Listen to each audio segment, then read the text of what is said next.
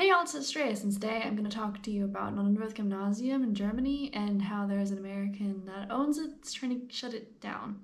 So I was trying to get this video out a lot sooner. I actually recorded it all on my computer and then I just lost the file. It's somewhere in the void of my computer right now. So I'm going to try this again with a different camera and hope that I can find it after I finish recording it. And it is actually recording this time, so hopefully there's no issues, but it's beside the point. So if you don't know this, I'm working as a Fulbright ETA, which is English Teaching Assistant here in Germany. And I just happen to be placed at one of the weirdest schools that they have here for ETAs.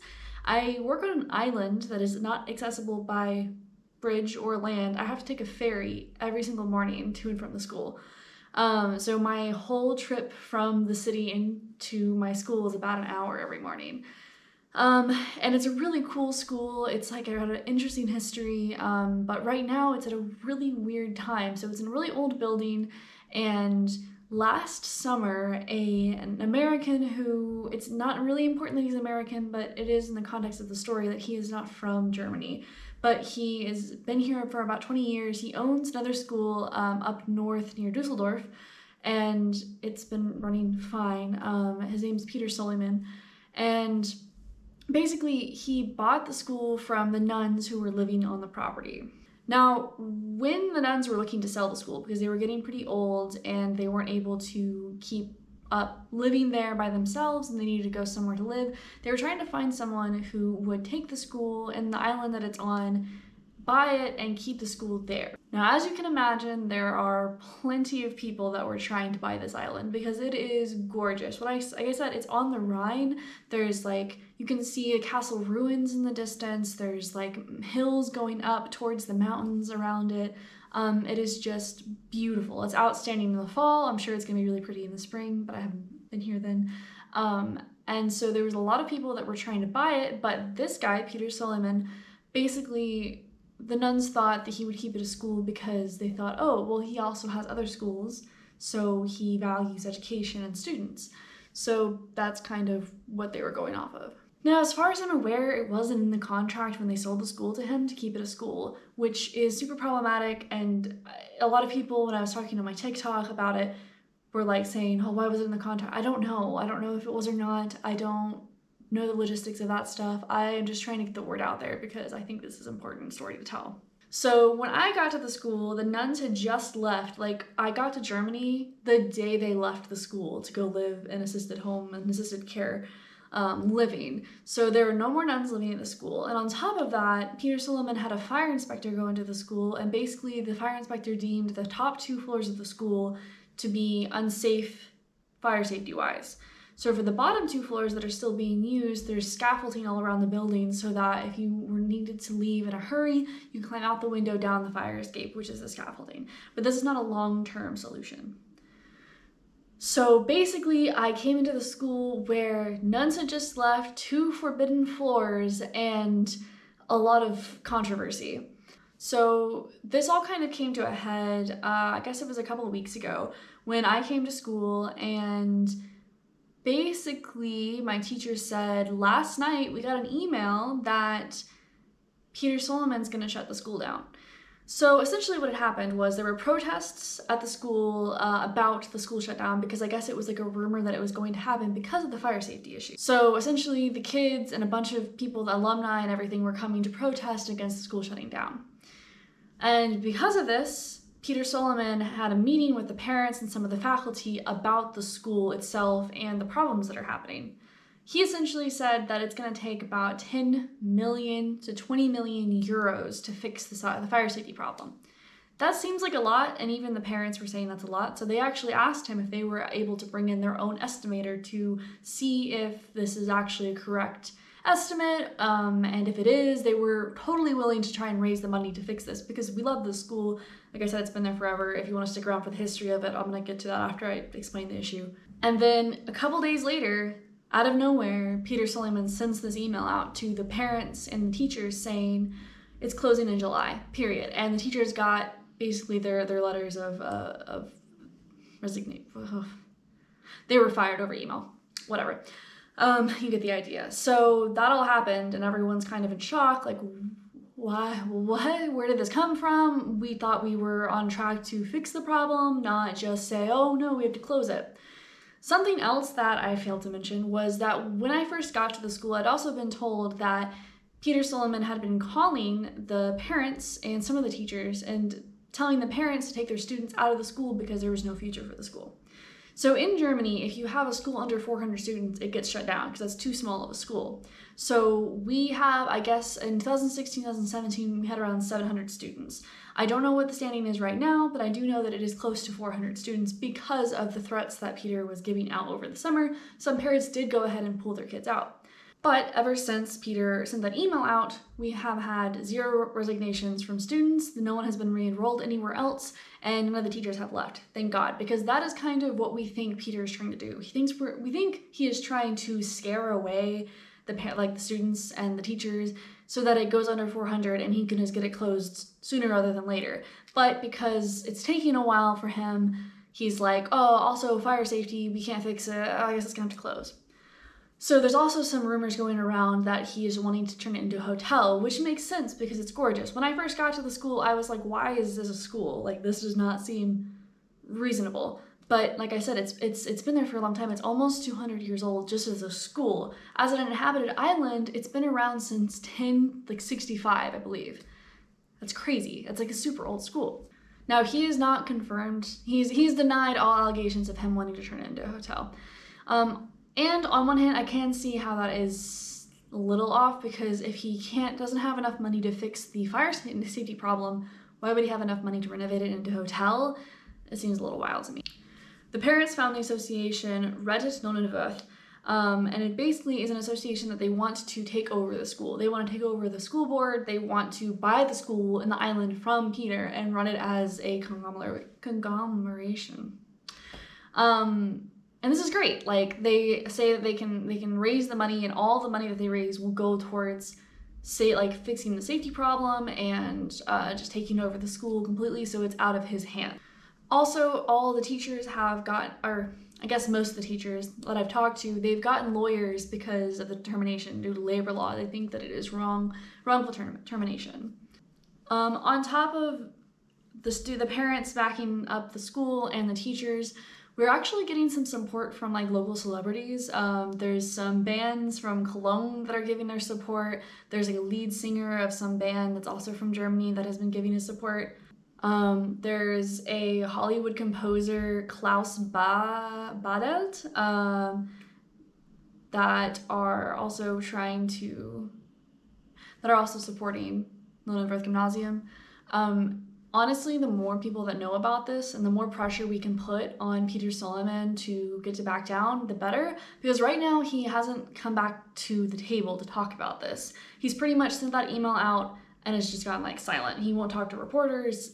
There's been a couple of small news agencies on the right side of the Rhine at least trying to document this, but as far as I know, that's it. There is a petition. I will link it in my bio. I'll also link some of the news sites. They're in German, but you can translate them about the situation there on the Rhine. But if you want to stick around a little bit longer, I'm going to go into the history of Nonnenwerth and why it is so cool and so unique and so important that we keep it a school. So first of all, to understand the island, you really need to understand like the geography of it, right? So we have the Rhine River, and it's pretty wide, especially where these islands are. So there's 2 islands. There's Nonnenwerth, which is on one side, on the right side of the Rhine. If you're looking, like if you're north, they call it the right side. I don't know why they just don't call it east and west. I don't know. It's on the east side of the river. It has bridges that connect to it. It's a lot wider than Nonnenwerth, but it's a lot shorter as well. So that's actually the way I go into work. I actually come off the U-Bahn and then go over to one island, get on a ferry on that island, and then go across. So there's a wide channel in between Nonnenwerth and Nonnenwerth, and that's where the big ships pass through when they're going north and south. And then there's a smaller channel between Remagen, which is on the other side, which is just the land, and Nonnenwerth Gymnasium. So there's 2 ferries that run. It's about an island. It's about 2 kilometers long, and like I said, it's not as wide as Nonnenwerth. I'm not really sure how wide it is entirely, but basically it's got like it's like a quarter of it is the building itself, and it looks like a castle. it's just amazing. It looks like something out of a movie. And then you have this like beautiful garden area where the nuns, when they were there, they used to go and pray and sit. The students weren't actually allowed in that area until the nuns left, and now anyone's allowed to go into that area. There's like fountains, and it's really pretty. And there's also a cemetery on the grounds where the former nuns that have been living on the island were buried. And then you go further out, and there's some fields for playing soccer or football here, and there's like running paths, walking paths, there's courts, and the entire island is just the school right now. So according to a document, this is from Wikipedia, there's also some stuff on the website, Nonnenwerth's website. It's pretty much the same stuff, but I'm gonna go off Wikipedia because it had a lot more information than the Nonnenwerth Gymnasium website had. According to the Nonnenwerth website, the island was actually inhabited in like 1065. According to Wikipedia, it turned into a Benedictine monastery in 1122. It was a complex that was surrounded, it was a complex of basically a bunch of different buildings surrounding a church. It was then called Nonnenwerth, and it was actually the first women's monastery in the Siegburg Reform. So it changed names a bunch of times until about the 1200s. So obviously with a lot of wars in the area, it was raided, there were a lot of things passing hands back and forth, people were occupying it, people were getting kicked out, but it kind of remained a monastery and a church the entire time. That was until 1773 when the buildings that were on the island, including the monastery and the church and everything, even like newly renovated things, were all burned to the ground. Right after that, they began rebuilding, and the building that is there today, Nonnenwerth Gymnasium, was built and finished in 1775. So in 1798, it was actually under French control, but the nuns that were living there at the time were allowed to live there until the end of their days. Then in 1815, the King of Prussia took over the island. Then in 1821, it was auctioned off to somebody else who turned it into an inn for a very short time. It wasn't very profitable, and then 1826, he tried to sell it off using like a lottery system, and it wasn't really working because no one really wanted it at the time. Then the University of Bonn, which is like the city I'm living in, actually took it over and was using it for a short time. And during this like weird in-between time, it was used for summer holidays for rich people, and kind of there were like composers that lived there for a time and worked on the island. And then in 1852, it finally became a school. It was first a boarding school for girls, because the nuns were the ones running it still. But then it slowly became a school for everybody.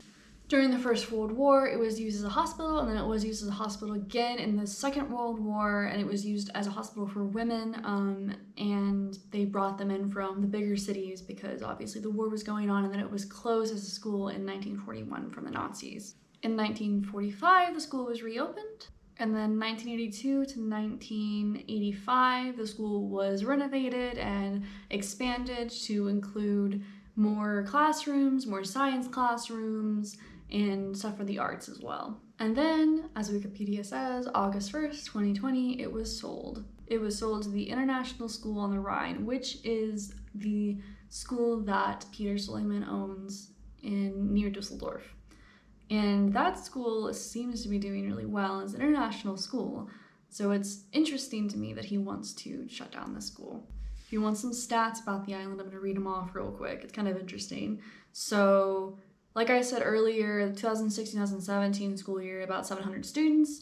There were 58% of them were girls, 42% boys.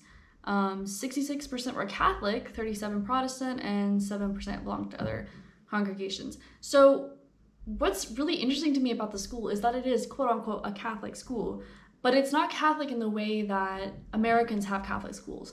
So there's no uniforms, the dress code's pretty relaxed, it's not like they have to go to mass, they don't have to observe the holidays if they don't want to. The only thing that I've seen in this entire school that has been close to Catholic is that sometimes in English classes, first thing in the morning, they will have the students read a prayer. The students that don't want to join in don't have to join in. The ones that do can. It's not that big of a deal. It's kind of like the Pledge of Allegiance, but like less. And that's it. Like that's as Catholic as it gets. There is a church in the building. I don't know if you would call it that, Catholic church, but it's a Catholic church in the building with a giant organ and everything. That's where the nuns used to pray, but now it's not even used. It's gorgeous. Just to put it in there, it is a private school, technically. But again, it's not in the way that Americans see private Catholic schools. Because it's, in Germany, you can't have an elite private school. You can't have it be that, you know, some people can go and some people can't because they don't have enough money. There has to be, it is subsidized by the government still, even though it is private. So there is a little bit more that parents pay. I believe it's like around 400 euros a year. I'm not totally sure, don't quote me on that, but it's not as exuberant as it is like in America, where it's like thousands of dollars